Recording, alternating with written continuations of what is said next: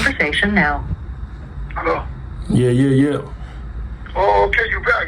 Okay, that's good, because the first time that I try to link up and I couldn't get through.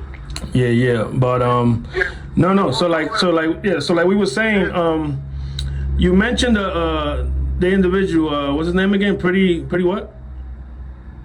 Oh, Pretty Vic. That was Vic. Okay, so Mercedes. Yeah. So let's talk about the first time that you and your friends, whoever brought you in, when did you guys hit the streets? Obviously, the party started small, or I don't even know. Actually, you can answer that question. How did your crew start as young guys? Yeah, well, I kind of hit the streets. I mentioned Victor Mercedes. I kind of hit the streets with Victor because I was still a little bit, young, a little bit naive to know how it was that this worked. So I kind of followed him along. He had come from the Dominican Republic. He's actually Danny Rincon's half-brother. And I kind of gravitated towards him because he was a decent dude. He was a cool dude with me. So I kind of tagged along with him, and I was watching him for a little while. And little by little, we started going places. I remember I was a lookout in the park for a little while. I was a kid. Maybe I was like maybe 15 or 16 years old. I used to walk my dog in the park, and they used to pay me a couple of bucks so I could be able to look out for them. You know what I'm saying? Just, whenever I see a cop car come down the block, I mean, blues coming or whatever, look out. So little by little, we kind of graduated more and more towards that. We all start somewhere. Yeah, we all start somewhere, and then eventually, I moved away from there. I was hanging out with a friend of mine. He went to do some time. He went to do some like a year. So I felt alone. So I was kind of like I'm solo. So I was hanging out on 172nd with a couple of friends of mine that I grew up with, and we decided to open a little bit of a weed spot there.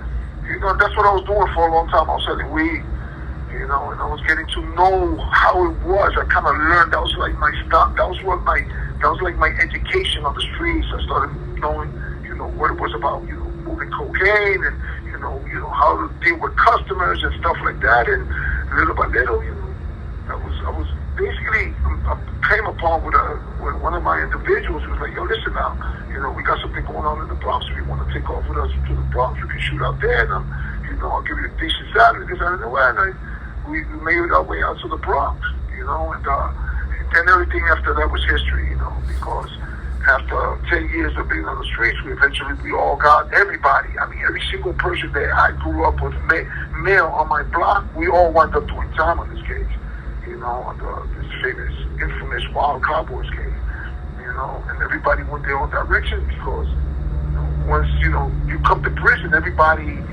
was kind of like vying for themselves. Everybody's kind of vying for themselves. They separated all us at the time of us coming to the system.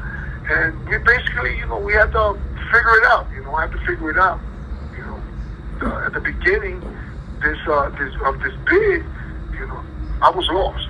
I didn't know in what direction my life was headed. I just knew that I had a lot of time and that I was in prison. So I had to figure it out.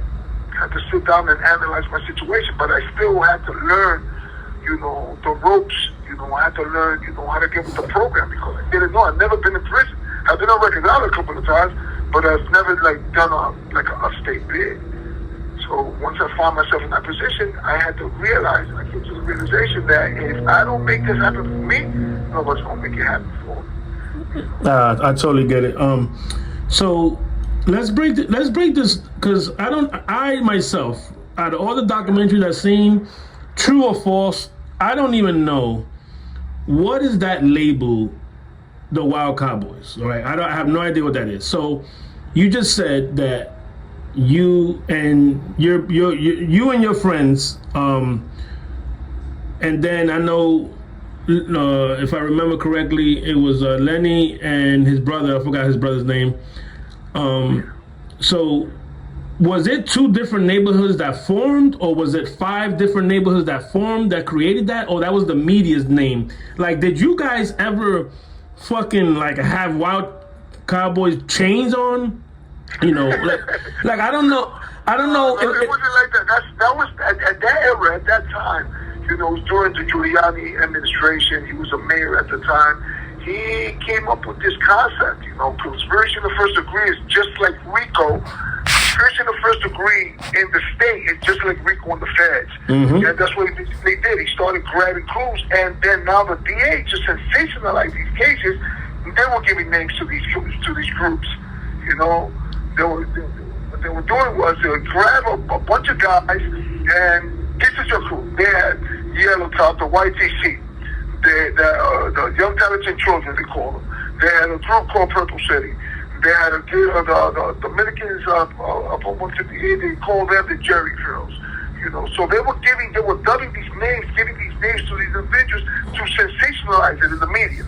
Ah, the first time I ever heard the word Wild Cowboys was when they said it. And they didn't even, as a matter of fact, at the trial, they never even mentioned that.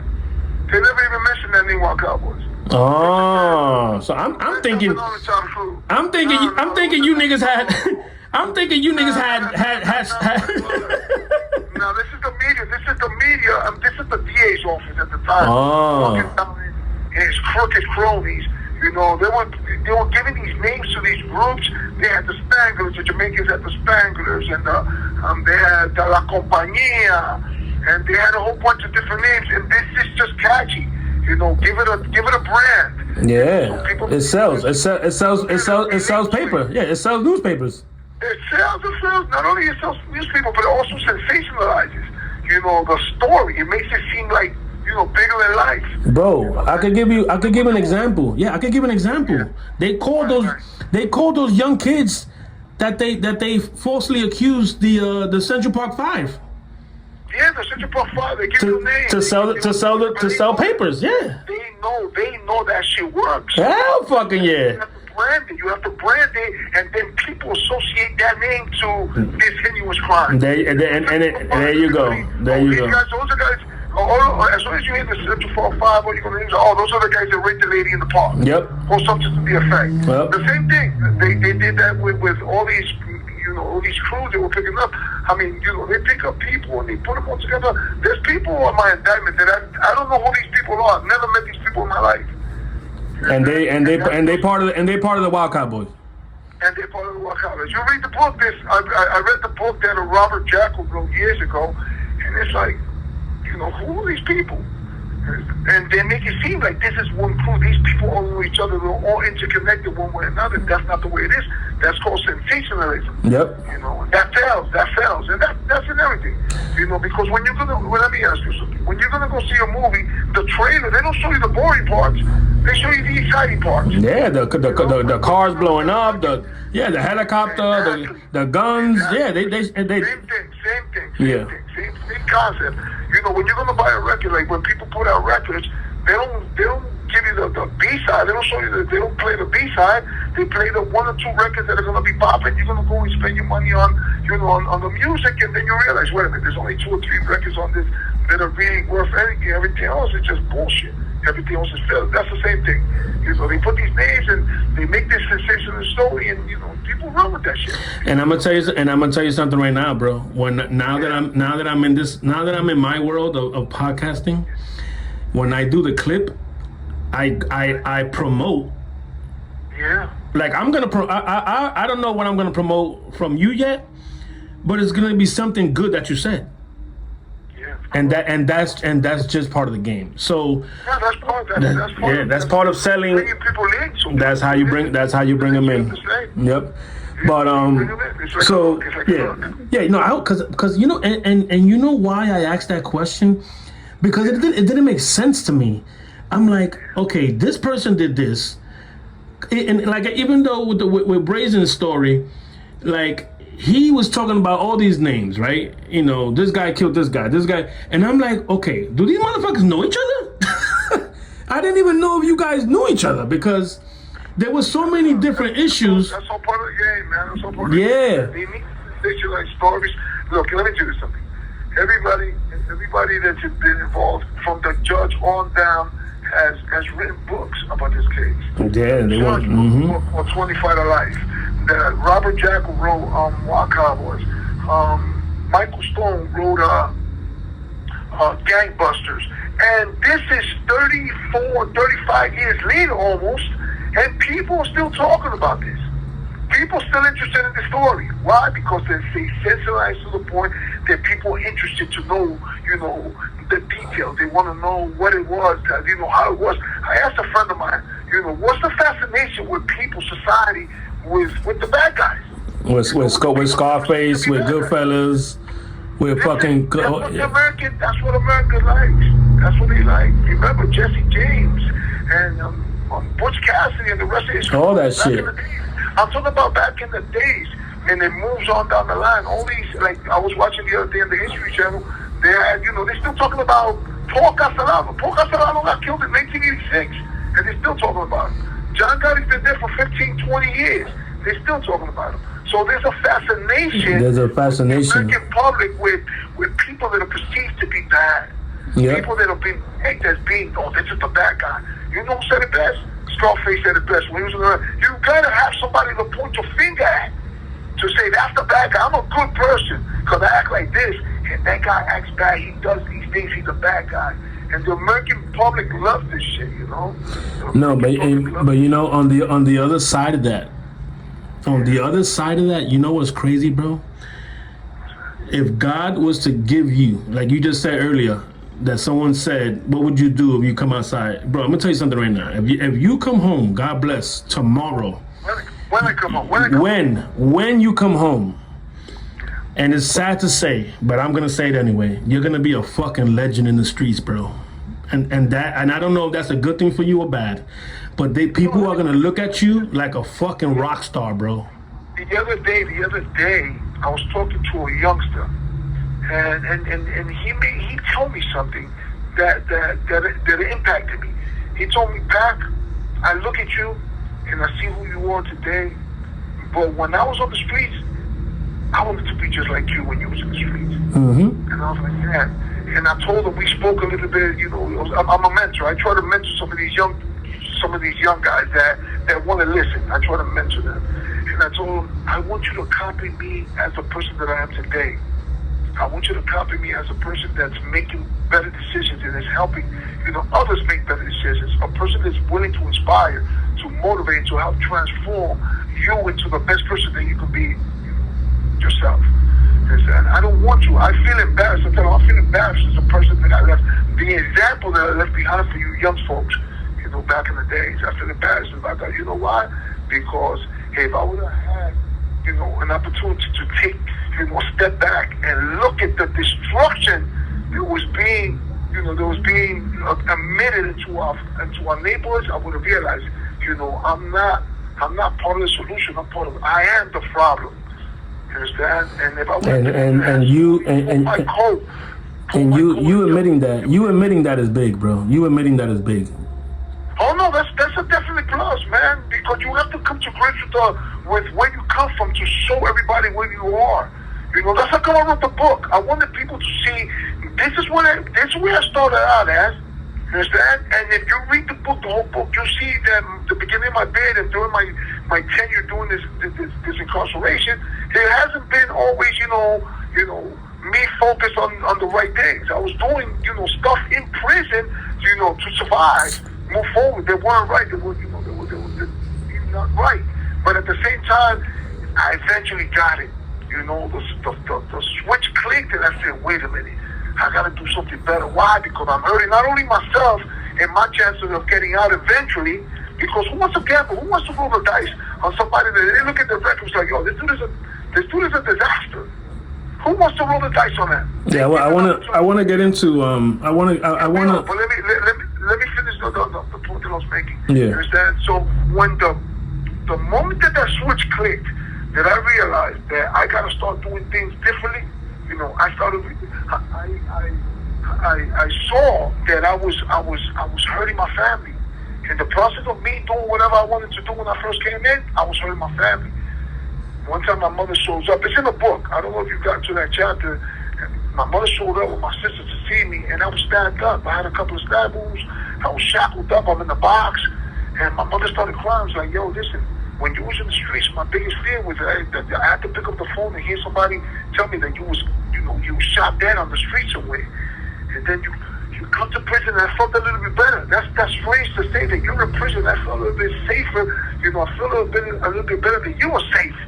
And now with your behavior and the shit that you're doing in prison, now I'm afraid that they're gonna call me and gonna tell me, yo, they killed him, they stabbed him up, or whatever may have been. Damn, I know. I realized that I'm not just hurting me, I'm hurting the people that love me. That's when I started making that change, bro. No, and I heard that before from another interview that I watched, that prison could be smooth or prison could be rough depending on the individual, because you guys, when you walk in, you have to make a name and you have to say, okay, he's down, he's ready to get busy. But you guys, you got inmates, from what I understand. Incarcerated individuals. Yeah. Incarcerated individuals. Yo, Jenny told me the same thing. You got incarcerated individuals that have to prove themselves. Okay, I'm not a sucker, but then they go and they do their time quietly. But then you got guys that I'm not a sucker and I'm gonna keep showing you, and I'm gonna keep showing this whole building or this whole system that I'm not a sucker, and they just bang out, instead of just saying, you know what, no soy pendejo, leave me alone, and they go to their corner. So I definitely understand that point. I'm gonna clear something up. There's individuals, when you first come into the system, you kind of have to build a little bit of a resume. Understand? There's individuals that are not troublemakers, but like you said, they're not suckers. But the moment that you flinch, the moment that you don't, if somebody does something to you that you need to, put that through the check and you don't, and you let that shit ride, there's going to be somebody else going to try you again. And somebody else is going to try you after that. So you need to establish yourself. I'm not a sucker. I'm not a troublemaker. I'm not going to come and mess with you because that's not the person that I am. But I am willing to defend myself. I am willing to put, I'm willing to, to put, let you know that, you gotta respect me, But that happens every day, man. That happens every day. Like even in the street, you walk down the street and people try you in different ways. They'll bump into you, they won't say nothing, and yo, my man, excuse me, that happens in the trains every day. That happens in the streets every day. So it's like this is a smaller, a cosmo of a community in the streets. But you can't come in and, there's some individuals that it takes a long time for them to mature, because you got to become, emotionally literate to understand that, you're bigger than this place. You're bigger than this place. Some people get caught up. They get caught up, and this is all they know. There's some individuals that are raised in these institutions. I met guys that came into the institution, into prison, whether it be a kiddie jail, into the masses, the mediums, I say, when they were like 15, 16 years old, and this is all they know. And that's hard for you to mature in the environment like this, because it's just so close in with so many individuals. But then you get to a point, man, I've been around a lot of good individuals that have been around for a long time, bro. They tell me the same thing. I'm just tired of being here, man. I just want to, find my way out of here. So but you have to do things. You have to do things. You have to take the initiative to be able to make that happen, because it's not going to happen on its own. If you want to bang, I know individuals that started off on the road for it, and they did so much shit back in the past that it's coming back to haunt them now. Oh, wow. It's coming back 15, 20 minutes, 20 years later in the system to coming back to haunt them now. Because now there's opportunities, some of these legislation that are being passed, that are being pushed, to be passed in the state, in the state administration there, they can help them get out. But they're going to look at their record and be like, yo, my man, you did X, Y, and Z. Why should we give you a shot? What is your record? Out of the 32 plus years, how long were you from the beginning? How long did it take for you to wake up and say, okay, let me, because Jamal Bellamy, he was on my show, and he said the same thing. He said, in the beginning, like I was shutting prisons down. I was a menace. Were you a menace? And how long did that take for you to snap out of? It doesn't. I've never really been that type of individual. Oh, okay. Like a troublemaker. You understand? I'm going to stand up on my own 2 feet. I'm willing to defend. I'm always ready to defend myself. But I've never really been that that rah-rah type of individual. Even in the streets, I wasn't like that. I was like a little bit quiet. People knew me. If I get around, my little circle, I could be a little bit loud. I could be a little bit, because I have this personality. I'm really outgoing. You understand? But I've never been the troublemaker. I've always rooted for the underdog, believe it or not. I've always rooted for the underdog because I felt like the underdog for so long. So I've never really been that type of individual. I've never been affiliated with any gangs in the system. I've never been affiliated with that. So your resume right now. So your resume, if you come up for one of these clemencies or one of these programs to let people out, your resume is pretty good then, correct? Oh no, I've definitely, let me tell you something. It took me about, I would say, 13 years about to kind of get it, to kind of calm down, and to sit down and kind of, analyze my situation and see, listen, I got to head in a different direction. I came in, I went to school, I took all the basic shit, that they kind of mandate that you take, I got a job, and then little by little I started, I was put in positions that I was able to interact with other individuals, and I realized that I had a knack for conversation and to have people open up to me.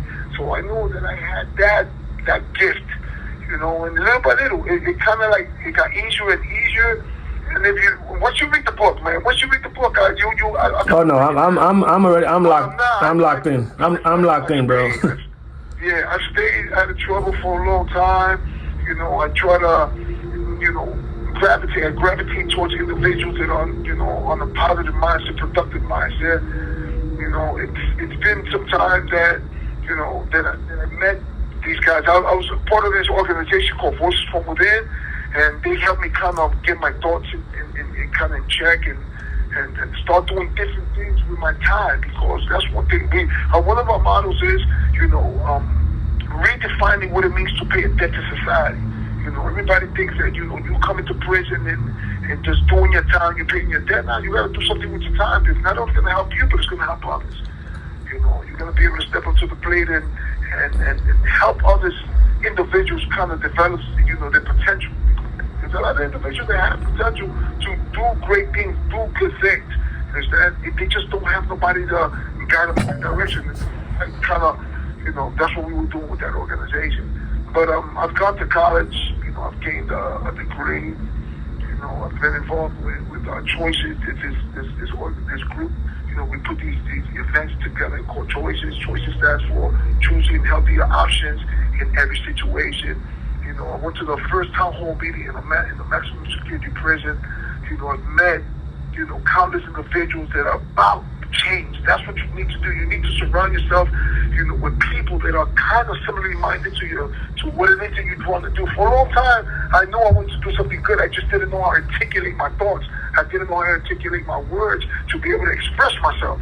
And when I got around these individuals that are about this, they told me, they guided me in that direction. And up to now, man, it's been life-changing. It's been life-changing, man. No, I'm going to tell you something right now, bro. Congratulations on your mental, because, bro, I don't want to be locked in my room for fucking 2 days. You talking about 32 years of prison, and the reason why the reason why I started this interview side of my brand and my platform is because I care about that part of the individual, their mental. Because you live it. You guys, matter of fact, on the call just now, there was a suicide hotline, because you're gonna have individuals that do 5 years, 10 years, 20, 30, whatever. People hang. They call it they hanging up. They pretty much giving up because they cannot live in that world anymore. You gotta understand. Your best friends are gone. You can't go to their funeral. Your mom, your dad, your family, your uncles. You're losing individuals because you're back there and you're missing time with them. So the reason why I applaud you, my brother, is because the way you're speaking, your mindset is so positive. in your situation, and that is the strongest part of the mental, because bro, you could have been gave up. You could have been, you hang up you hang up on a call with your wife, or you think that your daughter or your son or whatever's in trouble, and your only way of lashing out is to beat the shit out of somebody, whoever's next to you, your cellmate or some dude that was looking at you funny. Now you pissed off because a phone call that you got from the outside, or your somebody's passed away, and your only way to handle it is to beat the shit out or stab somebody, because so the way you're speaking is why I'm congratulating you, and the way you are able to articulate your feelings and help others, because I can almost, and I don't know this, I can almost guarantee that when motherfuckers are in trouble, bro, when motherfuckers are thinking about killing themselves, when motherfuckers are thinking about going down the wrong path, and they look at you, or guys like Jamal, that thank God, Jamal, thank God that he's home now, but he expressed that you guys that got it together, you guys that are creating these programs, you guys are the ones they look up to, because you're not bullshitting them. You're gonna keep it real, and if they are willing to change, and if they are willing to go the right route and make this terrible situation better, because life sounds crazy. 3 lives, 116, 100. That shit will break a person down to suicide, to anger, to rage. No, you know what it is, that it's not. You gotta change the way you look at your environment. If you let that shit wear on your shoulders, I'm in prison, you're gonna feel imprisoned. But when you change the way you look at where you are, if you can't change it, you have to change the way you look at it. You understand? And it changes. All of a sudden, your outlook is different. Your mental state constantly change. Listen, let me tell you something about that he was talking about hanging up and dudes that commit suicide and stuff like that. He'll talk about that. That happens when there's so much despair. This also happens because there's a lot of mental health issues. There's a lot of individuals that are incarcerated that have mental health issues. There's a lot of drug use in the system right now. And I don't know, that's just the way some of these people cope. This affects people in different ways. I know guys that, got 2 to 4, 3 to 6, and they're going home in a couple of months, and they kill themselves. Why? Because there's something wrong. There's something going on in their head that nobody's picking up on and trying to help them with that. The system, the Department of Correction has changed to the Department of Neglect. Right now, they got a lot of shortage in staff, and there's a lot of shit going on. As a matter of fact, we don't have water in this motherfucker today. Water? There's something with the water. Water, literally water, bro. We don't have water in the system today, here in this jail. They gave us a bottle of water last night, and then they gave us a gallon. Now they're filling up. They got this potable water coming from the Homeland Security here, so we can fill it through jugs. But the point is this, this affects people in different ways. If nobody picks up on the fact that there may be something going on in your mind, that needs to be addressed, you're gonna fall through the cracks. And those are the people that lose, they lose hope. And when they lose hope, they feel like there's nothing there. But when you get up every morning, and you look for something positive to do, something productive to do, you look to see who you're gonna meet, who can you help, or maybe that person can help you. It depends, situation. And that's I think that's been the key to me staying, in the place that I'm mentally, right? One of my lawyers told me, positive mental attitude works wonders. And you have 1 minute left. I've ran with that for years. And I think that if you stay, you take a positive outlook, and you stay optimistic about what it is that your situation is going to turn out to be in the future, I think that you could be okay. No, definitely. But if you give up, you fucked, bro. And this is why I applaud you, my brother. We got a minute left. Can you call back?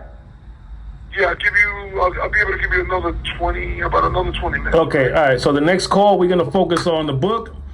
Okay. We're gonna talk about the creation, the idea, who helped you, and let's sell some books, baby. Let's sell some books. I bought mine. You better get yours. Okay. The caller has hung up.